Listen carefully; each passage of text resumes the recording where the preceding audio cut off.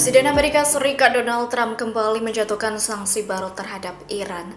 Pemerintah Amerika Serikat menargetkan jaringan perdagangan minyak dan petrokimia. Dilaporkan sanksi ini diterapkan hanya beberapa jam selesai pembicaraan nuklir kedua negara tersebut di Muscat, Oman pada Jumat 6 Februari. Sanksi baru itu menyasar 15 entitas dan 14 kapal yang diduga terlibat dalam operasi yang disebut sebagai Armada Bayangan Iran. Hal itu diketahui dari keterangan resmi yang diunggah Departemen Luar Negeri Amerika Serikat. Armada itu dituduh digunakan untuk mengangkut minyak mentah, produk petrokimia, dan komoditas lain demi menghindari pembatasan internasional. Juru bicara Departemen Luar Negeri Amerika Serikat Tommy Piegelt membenarkan hal itu. Ia menyebut kebijakan ini adalah bagian dari strategi tekanan maksimum pemerintahan Trump.